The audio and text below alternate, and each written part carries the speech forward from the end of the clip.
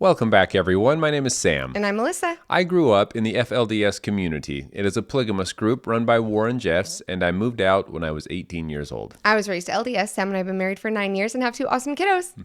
Yes, we do. We want to quickly thank our donors, our YouTube members, and our new patrons on Patreon. We really do appreciate your love and support. Yes, today we are back with our Mike King series, where Sam and Mike King went out to the Short Creek area, and we've been doing interviews every Saturday and kind of reacting to these videos that you guys did. And it's been a lot of fun for me. We only have 2 left now at this point. So it's this one and one more next Saturday. And I'm kind of bummed because I've had a good time watching you guys go, like from an outsider's perspective, where I wasn't able to be there that day. So yeah, no, it was fun for me too. It was fun to rewatch these as well during that rainy day where we had so much fun, Mike and I, driving around the town and seeing some of these areas that I saw growing up so much and so many memories there. It's just so cool to see a law enforcement outsider's perspective during that same time where I felt at that time that I was this very lucky child to be a part of such a great church and the only true religion, you know? Yeah. And to see kind of what other people were feeling during that time is very interesting to me. Yeah, I think I'm excited for this one too, because this one is talking about the escape from the meeting house when the federal marshals came. And so I'm very interested to hear Mike's perspective on it and what he knew, like if he knew. Yeah. I guess we'll have to get into it. Yeah, we'll jump right in. Hey, welcome back, everyone. Sam here with Growing Up in Polygamy. And Mike with Profiling Evil, and we have been having a blast as we will go around and reminisce. Me from a cop's perspective, Yeah. as a former investigator trying to infiltrate the FLDS, and you as a member of the FLDS. Yeah, it's just the memories flooding back as a little boy and a teenager living here and growing up in this beautiful place. As we stepped out of the truck here, I just said, man, I think I took for granted how beautiful it is. It's just such a beautiful, beautiful area. It's unfortunate that as I'm saying how beautiful it is here, we have this meeting house behind us that is clearly run down and completely under construction at this time. They're actually turning this meeting house into a community center. So very excited to see what they do with it. But as you can see behind us right here, it is being completely remodeled. Yeah, I was just thinking that. I was like, oh, dang, it's definitely under construction. However, as you're talking about the beauty, I was looking at the red mountain in the background. And that's what I was referring to as I got out of the truck with Mike there, as I was looking around the community at all the beautiful cliffs and red mountains and things that definitely I took for granted as a young boy. I mean, it was just all I knew. It was my backyard. I had a lot of fun, but I didn't really sit there and soak in the beauty of the surrounding area. Yeah. And it's nice to see the community being rebuilt now. And some of these old, rundown, rugged homes are starting to turn into beautiful homes now. So it's just a nice area to visit again. Yeah, it really is beautiful here, actually. Even with the rain drizzling down. You know, behind us is the FLDS church. Yes. The chapel, the main hub, the neuro center of everything Warren Jeffs. And it just causes me, before we talk about it, to just come up with one question, Sam, that always has troubled me, is that the FLDS claimed to be such a church-going people, but they really didn't go to church. Well, interestingly, back in the day, before Warren Jeffs took over, we did go to church quite a bit. So we would have a church meeting at 2 p.m. on Sunday. You probably wish you would have known that back then, huh? Yeah, I would have been there. I'd have gone to church. 2 p.m. on Sundays, we would meet here for about 2 hours. Now, before that on Sunday, we would hold what we called Sunday school, but that was held in our own homes. And in our own homes is where we would partake of the sacrament. So we did it a little bit differently than the mainstream LDS church does. And of course, it was very different out here in the mainstream LDS church. But we did have like the sacrament with the bread and the water and things like that. And then we would come to chapel here and we would fill this place to the brim. I mean, this was packed full of cars in the parking lot here and in other parking lots across the street. Just filled this building full of people. We would come here and listen to the leaders talk for about 2 hours. How many people can that building hold? Like, what was the most amount of people that you've seen? So for some reason, and I know that at its peak, the FLDS church had about 10,000-ish members.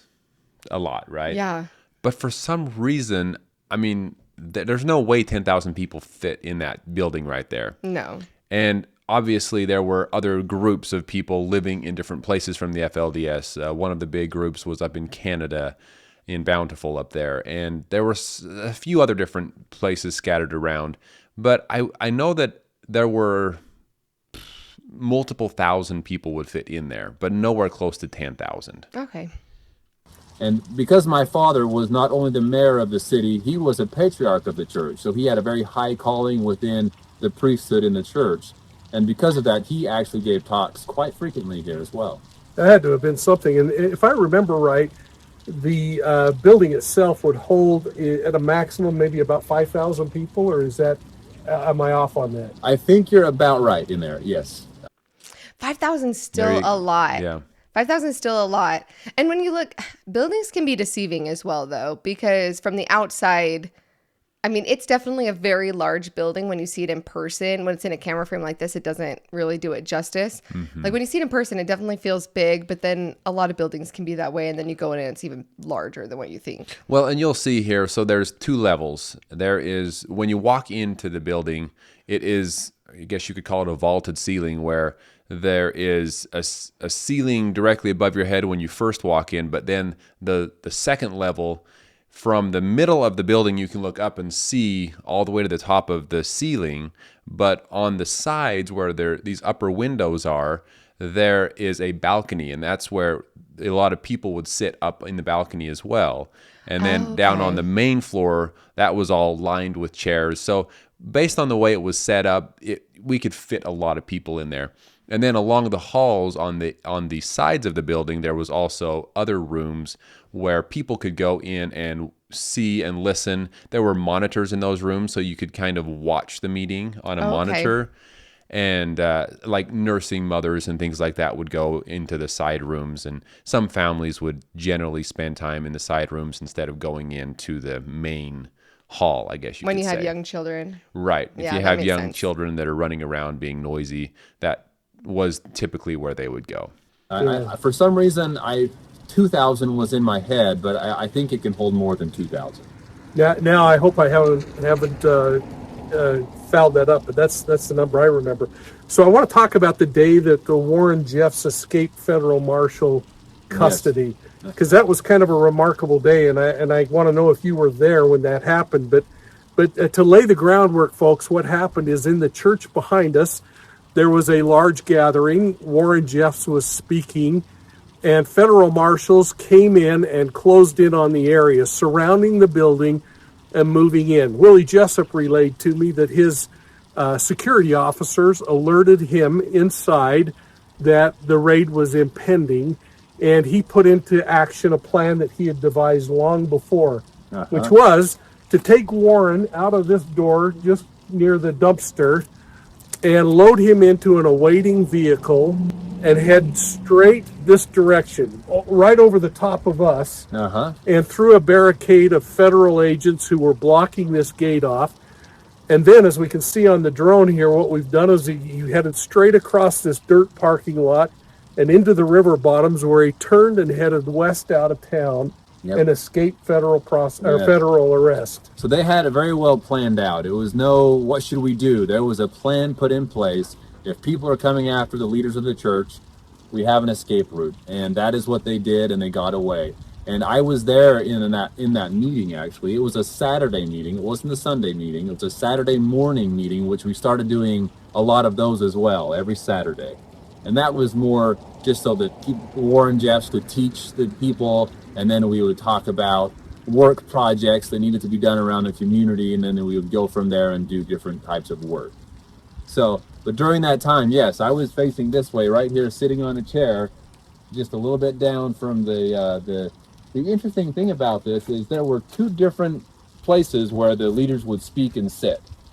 On this end over here is where the main meeting was, and that was most of the time during Sunday meetings is where they would be sitting up here on the stand, and then there was a choir behind them in this building.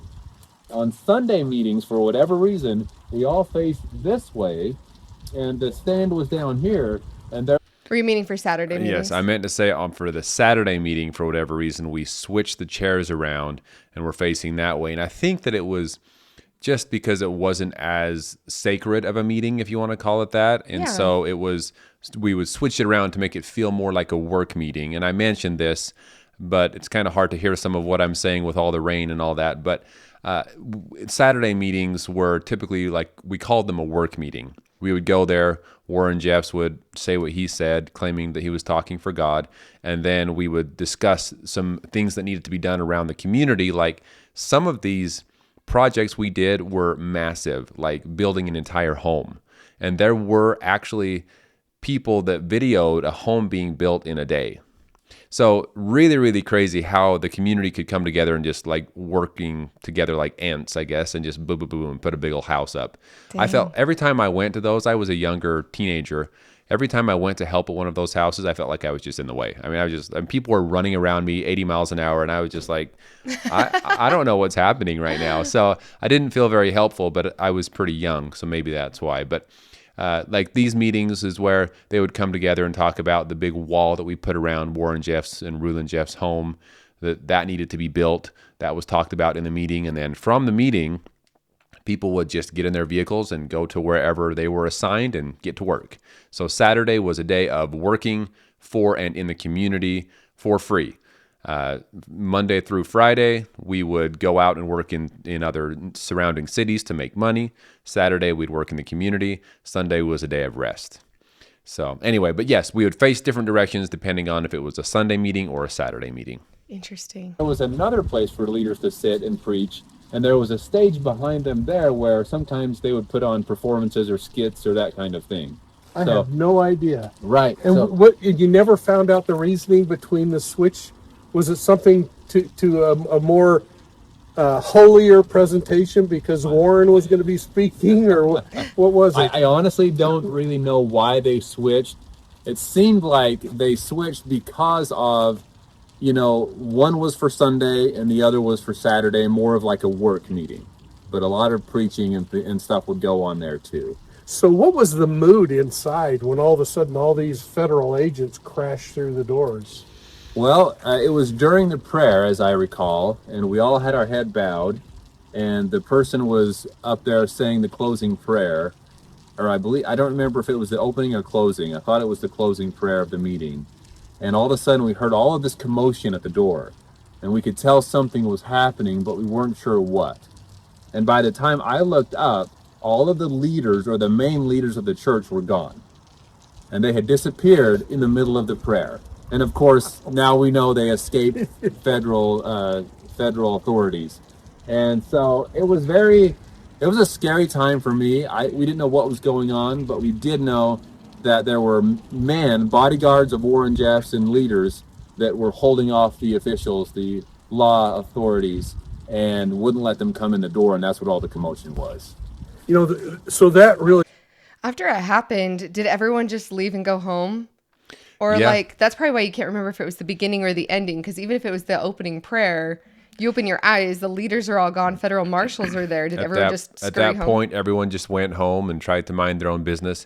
Unfortunately, it wasn't even that big of a surprise for someone like myself. We had been taught our entire lives that the outside world was going to persecute us, that people are going to try to take down God's church, that people are going to try to catch the leaders because they don't want God's work to move forward, right? So they would use those kinds of terms to, I don't know if it was to convince us that if ever they were in trouble, it was because it was the bad guys doing bad things against God's church. Mm-hmm. But when it happened, I was frightened. Don't get me wrong. I had heard about other raids that have happened in the community and the families were split apart.